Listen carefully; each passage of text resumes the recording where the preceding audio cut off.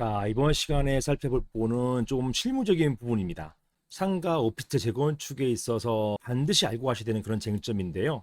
여기에 대해서 한번 살펴보도록 하겠습니다. 재건축 결의에 있어서 구분 소유자 수 계산이 굉장히 중요하단 말입니다. 몇 번에 걸쳐 제가 말씀드렸는데요. 재건축 결의를 하기 위해서는 다음과 같은 요건이 필요해요. 어떤 요건이냐? 이 재건축에 있어서 구분 소유자 전체, 이 집합 건물 전체 구분 소유자의 80% 이상과 전체 지분의 80% 이상이 모두 재건축 결의에 동의해야 돼요. 그렇기 때문에 구분 소유자, 재건축 결의에 찬성하는 구분 소유자가 80%가 넘었는지 판단하기 위해서는 먼저 구분 소유자 수 계산을 어떻게 해야 되는지 이것부터 따지셔야 되는 것이에요. 어떤 분 같은 경우는 세대수를 기준으로 따지는 경우도 있었어요. 이거 아닙니다. 이렇게 하시면 안 돼요. 이 재건축 결의 요건이 좀 까다롭거든요. 전체 80%이기 때문에 이 요건 충족 못하면 재건축 결의 할 수가 없어요.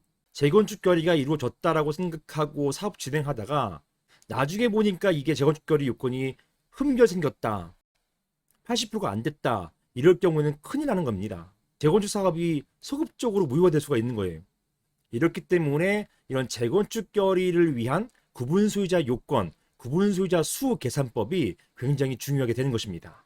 자, 제가 몇 번 말씀드렸던 것 같아요. 재건축 결의를 위해서는 먼저 근거 규정이 집합 건물의 소유 및 관리하는 법률, 즉 집합건물법 제47조에 있거든요.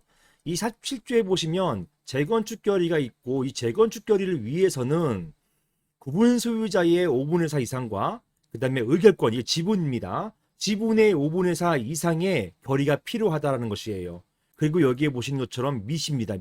밋이기 때문에 또는이 아니에요. 둘 다 모두 갖춰야 되는 것입니다.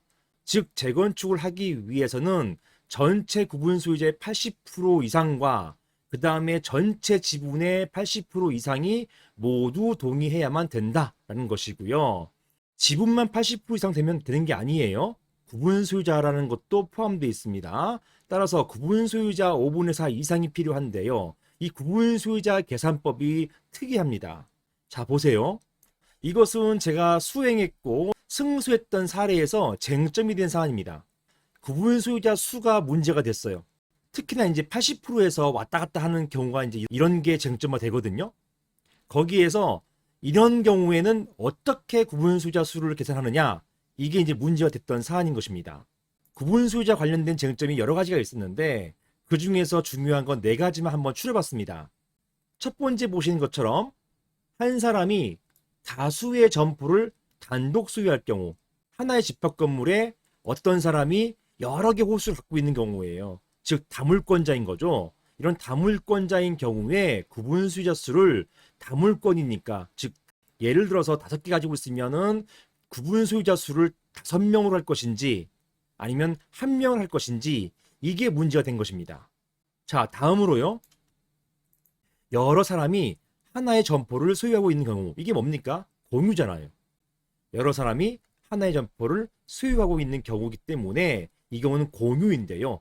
이런 공유일 경우에는 하나의 점포에 A, B, C 3명이 있을 경우에 이거 3명으로 칠 것이냐 아니면 1명으로 칠 것이냐, 이게 문제된 사안입니다. 다음으로요. 한 사람이 하나 또는 다수의 점포를 단독으로 소유하면서 그러면서 다른 사람과 하나 또는 다수 점포를 공유하는 경우, 이거는 위에 보신 이 두 가지가 섞여 있는 거죠. 한 사람이 여러 개 소유하면서 또 다른 점포는 또 공유하고 있는 거예요. A라는 사람이 있는데 A가 하나의 점포를 소유하지만 다른 점포는 A하고 B하고 공유하는 겁니다.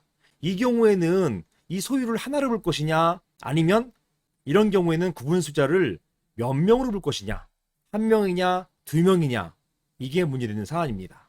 자, 마지막으로 같은 공유자들이 여러 개 점포를 공유하는 경우, A, B가 하나의 점포를 공유하면서요, A, B, A, B, A, B 이런 식으로 될 경우에 이 A, B, A, B, A, B 이게 구분 소유자 수로서 3명이냐 아니면 1명이냐 아니면 2명이냐, 이게 문제된 사안입니다.